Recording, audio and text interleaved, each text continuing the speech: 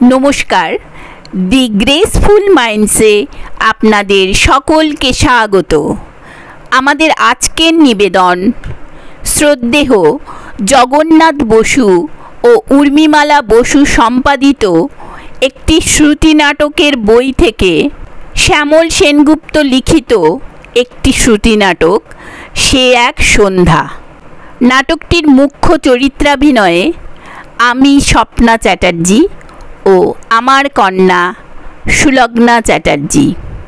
শুরু করছি আমাদের আজকের পরিবেশন সে এক সন্ধ্যা। নমস্কার, আমার নাম সুজাতা বাসু, বয়স 65। বিজ্ঞাপন দেখে আসছি। বিজ্ঞাপন? কিসের বিজ্ঞাপন? আমি তো কোনো বিজ্ঞাপন দিইনি। বিজ্ঞাপনে লেখা নিঃসঙ্গতা কাটাতে সঙ্গিনী চাই, বয়স 72, বিপত্নিক, স্বপ্ননীর বি ব্লক, সুকান্ত দত্তগুপ্ত। নামটা ঠিক, বয়স কারেক্ট। 7 বছর আগে পত্নীগত হয়েছেন। নিঃসঙ্গতা? সেটা সত্যি, কিন্তু আমি তো কোনো বিজ্ঞাপন দিইনি। কোন কাগজে বেরিয়েছে? সান্ধ্যবার্তা। কোনোদিন এই পত্রিকার নাম শুনিনি। রোজ 4টে কাগজ রাখি। আমিও শুনিনি। গতকাল বিকেলে টুকিটাকে কিনবো বলে বেরিয়েছিলাম।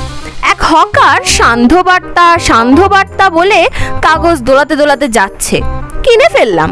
খুঁটিনাটি পড়তে পড়তে আপনার বিজ্ঞাপনটা চোখে পড়লো। আজ সন্ধ্যায় চলে এলাম। ওটা আমার দেওয়া বিজ্ঞাপন নয়। কিন্তু তথ্যগুলো তো সত্যি, আপনি স্বীকার করলেন। এই বয়সে সঙ্গিনী চাইবো? না না, এটা হতে পারে না। স্বীকার করবেন না জানি, এটা আপনার মনের গভীরে লুকিয়ে রাখা ইচ্ছা। ভেতরে একটু বসতে পারি? হ্যাঁ, তা পারেন। কি সুন্দর সাজানো ড্রয়িং রুম আপনার। সরি, আপনি চা খাবেন বলে টি পটে চা ভিজিয়ে রেখেছেন, ঠান্ডা হয়ে যাবে। আপনি চা খাবেন? চা যে প্রত্যাখ্যান করে সে বন্ধু হতে পারে না। একা একা বসে চা খেতে আপনি তৃপ্তি পান? উপায় নেই, সবই সয়ে যায়। আপনাকে চিনি দেব না চিনি ছাড়া? অবশ্যই চিনি দেবেন। এই নিন। সত্যি করে বলুন তো, ব্যাপারটা কি? আপনি কে? আজকাল আর প্লেটে ঢেলে কেউ চা খায় না। একবার রবীন্দ্রনাথ ঠাকুর জাপানে চা খাওয়ার আমন্ত্রণ পেয়ে উপস্থিত। রবীন্দ্রনাথকে চা দেওয়া হয়েছে। রবীন্দ্রনাথ প্লেটে চা ঢেলে চুমুক দিলেন। এক জাপানি ভদ্রলোক জিজ্ঞেস করলেন, এইভাবে চা খাচ্ছেন কেন? রবীন্দ্রনাথ বললেন, এটা আমাদের ট্র্যাডিশন। সেই জাপানি ভদ্রলোকও প্লেটে ঢেলে চা খেতে আরম্ভ করলেন। রবীন্দ্রনাথ অবাক, বললেন, আপনি কেন এইভাবে চা পান করছেন? সেই জাপানি ভদ্রলোক বললেন, আপনার মতো মহান মানুষকে অনুসরণ করছি। কাহিনীটা আমার জানা ছিল না। চাটা ঠান্ডা হয়ে যাবে, নিন।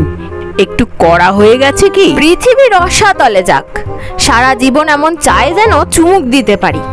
এক একটা বাড়িতে আপনাকে এমন চা দেবে, আপনার তখন আবৃত্তি করে উঠতে ইচ্ছা করবে, যাহা চাই তাহা ভুল করে চাই, যাহা পাই তাহা চাই না।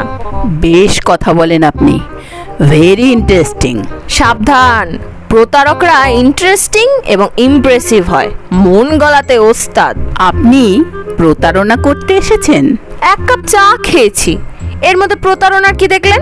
সাবধান করলেন তাই বলছি। আপনার মধ্যে একটা সরলতা আছে, সেই সুযোগ নিয়ে যে কেউ আপনাকে ঠকাতে পারে। এই বয়সে আর কি ঠকাবে? আপনার কথা যদি সত্যিই হয়, তাহলে বিজ্ঞাপনটা কে দিল? কেউ কি দুষ্টুমি করে? না না, এমন দুষ্টু বন্ধু তো আমার নেই। আমি কি করে বলবো? আপনাকে খুবই শিক্ষিত মহিলা মনে হচ্ছে। মিথ্যে বলবেন সেটাও আবার মেনে নিতে পারছি না। এ আবার কিরকম কথা? তার মানে রবীন্দ্রনাথ পড়া লোক প্রতারক হতে পারে না, মিথ্যে বলতে পারে না? কত বড় বড় গুণী লোক, লেখক, শিল্পী প্রতারণার দায়ে জেল খেটেছেন জানেন? আপনার এ তত্ত্ব মেনে নিতে পারলাম না। কিছু মনে করবেন না, বিশ্বাস করুন, বিজ্ঞাপনটা আমি দিইনি। আমার বন্ধুর সংখ্যা খুব কম, তাদের মধ্যে কেউ এমন দুষ্টু রসিকতা করবে না। ভেতর ভেতর আমার একটা বিজ্ঞাপন দেওয়ার ইচ্ছা নিশ্চয়ই জেগেছিল। রোজ কত কি ঘটে যাহা তাহা, এমন কেন সত্যি হয় না আহা। নিঃসঙ্গ আমি ঠিকই, তবে বিজ্ঞাপন দিয়ে প্রচার করার কথা আমি ভাবতেই পারি না। তাছাড়া এই বয়সে নতুন করে সঙ্গিনী, অত আধুনিক আমি হয়ে উঠতে পারিনি। একে বলে পেটে খিদে মুখে লাজ। যাকো সব কথা। একমাত্র সন্তান বিদেশে থাকে, আপনাকে ওদের সঙ্গে থাকতে বললেও আপনি যেতে চান না। সেটাও জানেন দেখছি। জানার কি আছে, সচ্ছল সব পরিবারের একই চিত্র। একমাত্র সন্তান হয় বিদেশে না বেঙ্গালুরুতে। আপনার, আমার, পাশের বাড়ির সবার ব্যতিক্রমের সংখ্যা খুবই কম। খুবই সত্যি কথা। জানি না আপনি কে, কোথা থেকে আসছেন। আপনার সঙ্গে কথা বলে ভালোই লাগছে। নিজের হাতে কেক বানিয়েছিলাম, খাবেন? কেক খেতে খুবই ভালোবাসি, বিশেষত চেরি চিজ কেক। আপনি সত্যিই রহস্যময়ী। আমি তো আজ চেরি চিজ কেক বানিয়েছি। কাল বাজারে ভালো চেরি ফল পেয়ে গেলাম। বসুন, কেকটা আনি। চেরি কন্যা নিদ্রামগ্ন তুষার জঠরে, বসন্তের ছোঁয়া লাগে রাত্রি দ্বীপ প্রহরে। সেই স্পর্শে চেরি কন্যা চোখ মেলে চায়, আকাশকে ছোবে বলে দুহাত বাড়ায়। আমাদের জীবনের সিংহভাগ ঘটনাবহুল হলেও সব বড় ক্ষণিকের। আপনার কবিতার মতো কেকের স্বাদটা অত ভালো নাও হতে পারে। এইখানে রাখলাম। বলা হয় একমাত্র পাখিরা আর শিশুরা জানে চেরি ফলের আসল স্বাদ। বাহ, কি সুন্দর কেকটা! আজ আপনার জন্মদিন? সঠিক দিনে এসেছি বলুন। জন্মদিন ছাড়া কি কেক বানাতে নেই? কেকটার থেকে জন্মদিন জন্মদিন গন্ধ পাচ্ছি। জন্মদিন নিয়ে মিথ্যা বলবেন না প্লিজ। জানলেন কি করে আজ আমার জন্মদিন? বিজ্ঞাপনটা সত্য হলেও তাতে জন্ম তারিখের উল্লেখ নেই। অনিমন্ত্রিতরা ঠিক জেনে যায়, কোনো একটা ছুতো দিয়ে সেই উৎসব বাড়িতে হাজির হয়ে যায়। অবশ্যই আনন্দ দিতে, নিজেও আনন্দ পেতে। মোমবাতি মোমবাতি নিয়ে আসুন। সুন্দর কেকটার ওপর বসিয়ে জ্বালানো হবে। আমি আপনার দীর্ঘায়ু কামনা করব। একটা মোমবাতি আছে, রঙিন নয়, সাদা। এই তো সাইড টেবিলে রাখা। দিন, আমার হাতে দিন। বয়স যত বাড়ে মোমবাতির সংখ্যা তত কমে। অবশেষে একটা, সহজেই ফু দিয়ে নিভিয়ে ফেলা যায়। এই নিন দেশলাইটা। Happy birthday to you. Happy birthday my dear friend. এক টুকরো কেক আমি খাইয়ে দিই। ধন্যবাদ। আপনি একজন গুণী মানুষ। কেকটার কি অসাধারণ স্বাদ! সব কেমন অবাস্তব লাগছে। একা একা সত্যিই জন্মদিন পালন করা যায় না। অনেক দিন বাদে আজকে সন্ধ্যাটা বেশ ভালোই লাগছে। সন্ধ্যাবেলা অবসাদ লাগে, ভীষণ একাকী মনে হয়। নিঃসঙ্গতা বড়ই বেদনাদায়ক। একা একা আলোকময় পথ দিয়ে হাঁটাচ্ছে, অন্ধকারে অপরিচিতর সঙ্গে হাঁটা অনেক ভালো। আপনাকে একটা দ্বীপে একা ফেলে এলে কদিন বাদে আপনি পাথরের গায়ে মানুষের ছবি এঁকে তার সাথে কথা বলবেন। নিঃসঙ্গতা বড় কঠিন। কিন্তু আমি তো কোনো বিজ্ঞাপন দিইনি। আপনি কে? আপনার আসল পরিচয়টা না পাওয়া পর্যন্ত আমার ভীষণ অস্বস্তি লাগছে। আপনি কি আমার পূর্ব পরিচিত কেউ? বললাম না অনাহত। আপনার প্রতিবেশী আমি। আপনার এই স্বপ্ননীর কমপ্লেক্সেই থাকি, বি ব্লকে। আমাদের এই ব্লকে? কোন ফ্লোর? থাক না, নাই বা জানলেন। একই ছাদের তলায়, অথচ কেউ কাউকে চিনি না। হয়তো বা কোনোদিন দেখিনি। সময় হয়ে গেছে, এবার আমাকে উঠতে হবে। আমাকে ধাঁধার মধ্যে ফেলে চলে যাবেন? আপনি তো কোনো বিজ্ঞাপন দেননি। বিজ্ঞাপনের ব্যাপারটা কি আমরা ভুলে যেতে পারি না? আমরা কি ভালো বন্ধু হতে পারি না? বৃদ্ধাশ্রম থেকে কয়েকদিনের ছুটি নিয়ে এসেছিলাম। কমলা লেবু খেয়ে যে স্বাদ আর তৃপ্তি পাওয়া যায়, নিয়ম মাফিক ভিটামিন সি খেয়ে তা পাওয়া যায় না। আপনার ফ্ল্যাটে কে থাকে? তালা চাবি দেওয়া থাকে। ছেলে বৌমাকে নিয়ে কয়েকদিনের জন্য বিদেশ থেকে এসেছে, তাই বৃদ্ধাশ্রম থেকে নিয়ে এসেছে।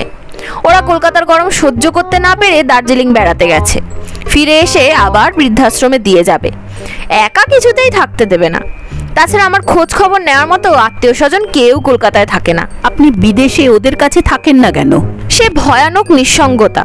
ছেলে বৌমা অফিসে চলে যাওয়ার পর ঘরের কড়িকাঠের দিকে তাকিয়ে থাকা, কোনো স্বাধীনতা নেই, দমবন্ধ পরিবেশ।